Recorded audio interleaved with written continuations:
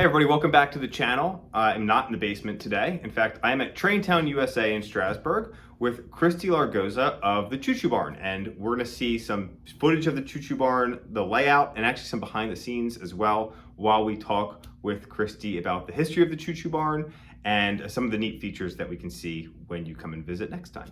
So without further ado, let me introduce Christy. Got it. All right, Christy, well, thank you so much for having me here today. Absolutely, thanks for coming. Oh, sure. So this is great because the Choo Choo Barn is a place that I grew up coming to, having grown up in Lancaster County.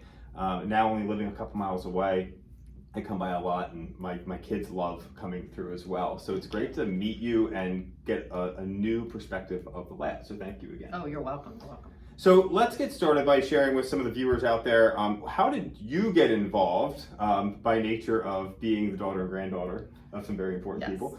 Talk to us about that and how the layout and business, I guess, has kind of progressed. Okay, sure. So the Choo Choo Barn started actually in 1945 around my grandfather's Christmas tree here in Strasburg at the corner of Franklin and Jackson.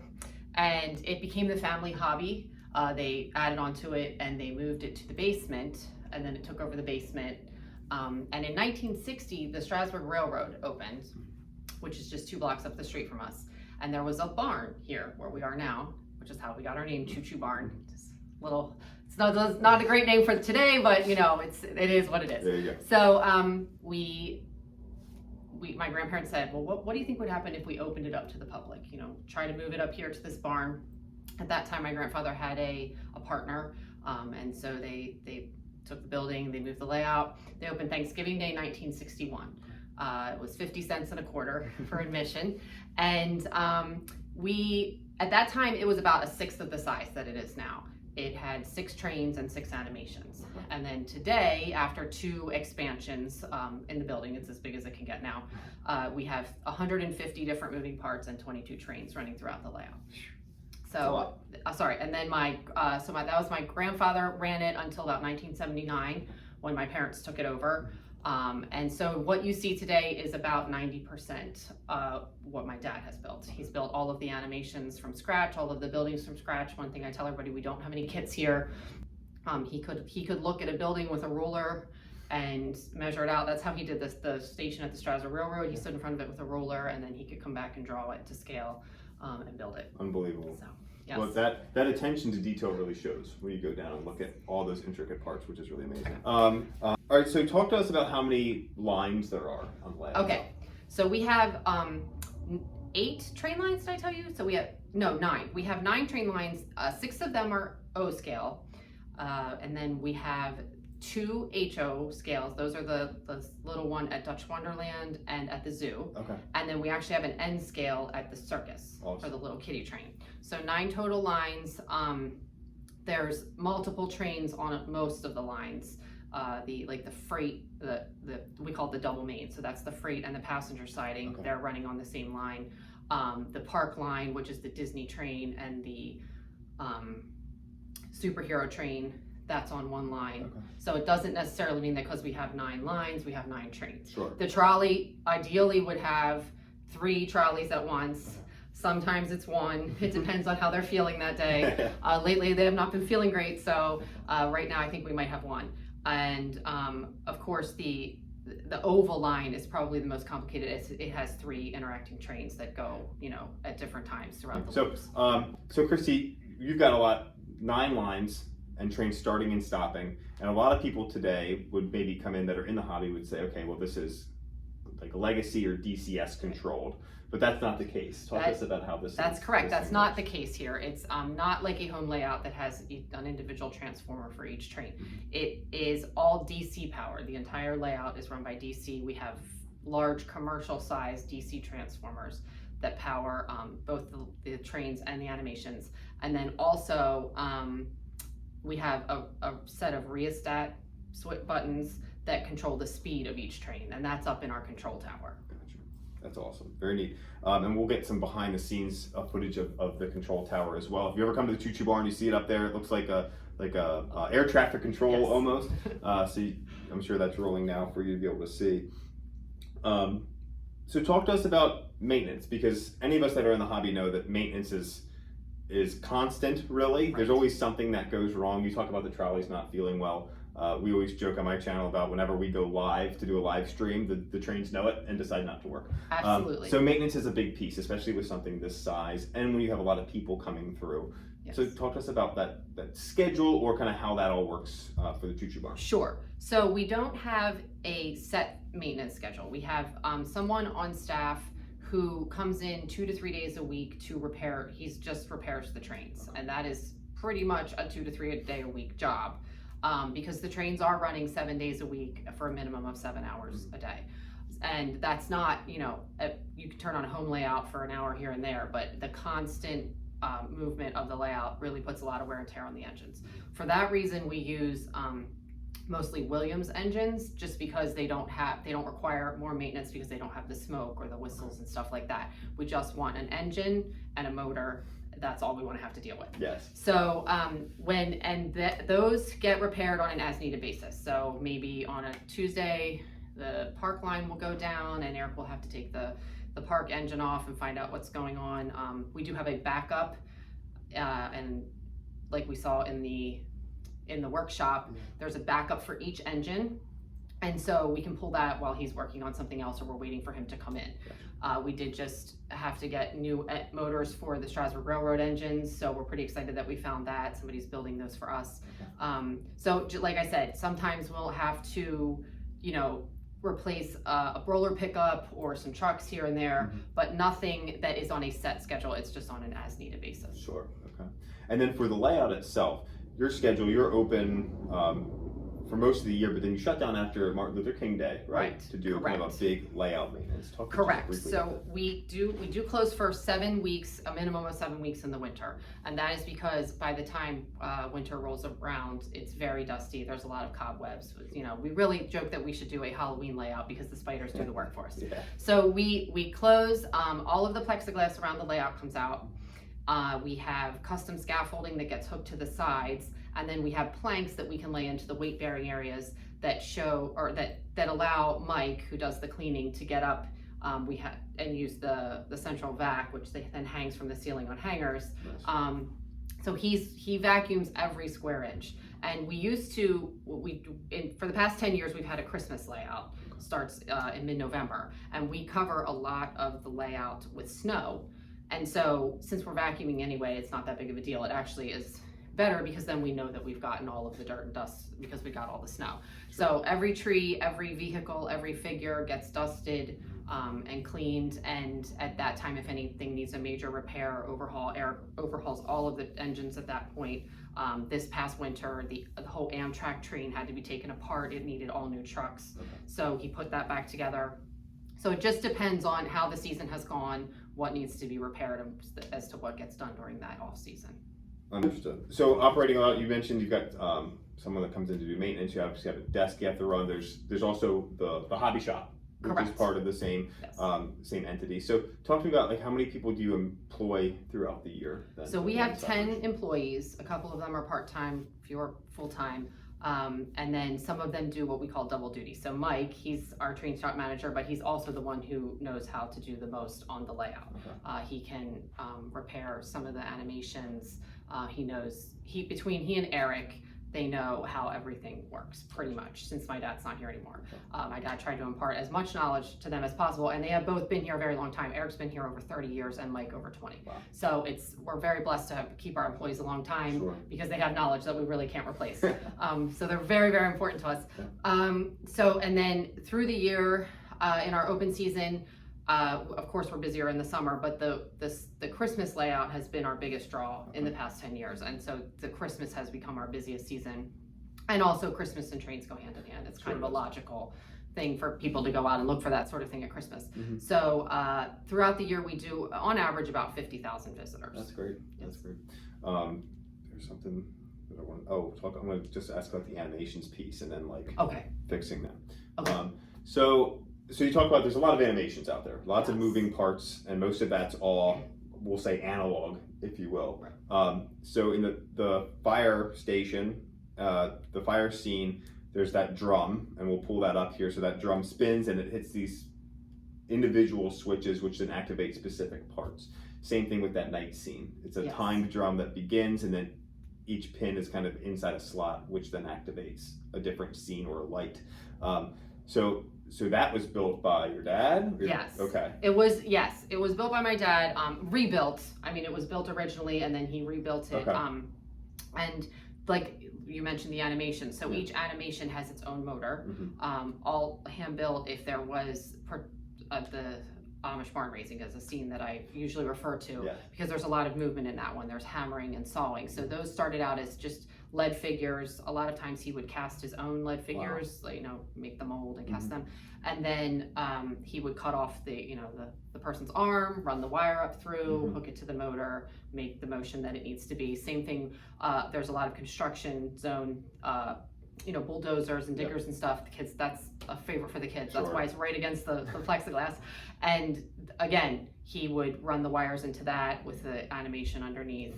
And then it sits on a board, and then he would just cut the board piece out and then set that down in.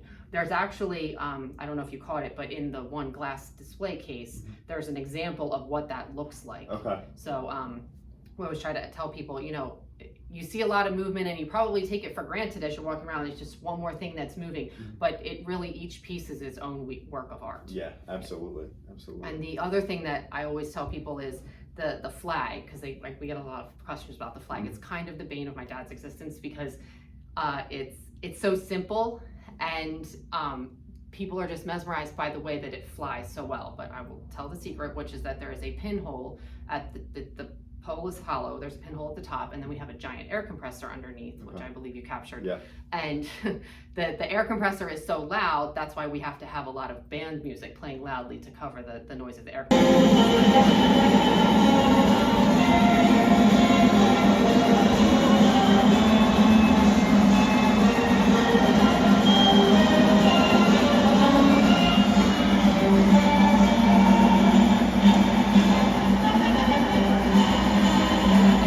Through that pinhole is what makes the flag fly. That's very neat. That's interesting. So if anybody out there knows how to modernize some of those scenes, because in case that drum breaks, then we're in trouble. Right? Yes. So we want to make sure we've got some backup. So if anybody out there is like, hey, I can get an Arduino and code it to do all of those things, call the Choo Choo Barn and donate your time and help them out. Ask for Christy. That's right. Accepting all help we can get. There you go. So what's the future look like then? It's you and your mom at this point. It's my mom and I, yes. My dad passed, yep. Yeah, and it's a big piece of work and art to maintain. It is. So what does that look like? Well, it was really my dad's labor of love. He had done this since he was 11. He was self-taught and just figured stuff out as he went along, how to animate things and make things move and look realistic. So we are actively looking for somebody who can do that. Yeah. It's not just a matter of coming in to play trains for an hour, and it's a business to run. There's a retail side to it. We have the hobby shop, and so the important thing to my mom and I is to find somebody who can preserve that legacy that my dad is leaving. Sure. Somebody who can potentially build new animations, update the track, and like you said, that fire drum, perhaps there's a better way to do that that's not so nerve-wracking than what if it breaks sort of thing. So yes, we are looking for somebody who has the passion that my dad had. That's great. All right. Well, if you're viewing this and you think you can help out, give them a call, especially any of that modernizing pieces, or maybe you want to stop by and just check it out yourself and see what you can maybe do to provide some help to keep the Choo Choo Barn alive, because it's something that, like I said, I remember growing up coming to and my kids love. And I know if you come to Strasburg, you've definitely been here because it's right down the road. So put it on your list if you're planning to come to town sometime soon. Anything else you want to share, Christy? No, I just appreciate you stopping by and, trying to get the word out. Yeah. We appreciate that. It is a great generational thing to do. We always say you don't have to like trains to like the Choo Choo Barn. It's really not about the trains. It's about the animation and the artwork behind it. Exactly. And so we just had, I was out in the gift shop while you were filming, and somebody said, I was here with my grandkids. I was here, then I brought my grandkids. We love to hear that. We love to hear about the generations coming back to bring, new people to see it. Sure, that's wonderful. Well, thank you so much. You're welcome. So you'll see some more footage here of the trains running and things like that. But thank you so much, everyone, for watching. We'll see you next time. Take care.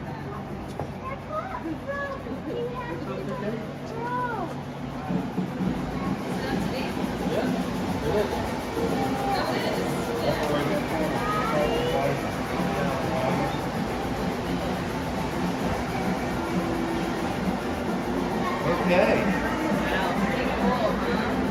Well done. All right, say goodbye, John. Come back.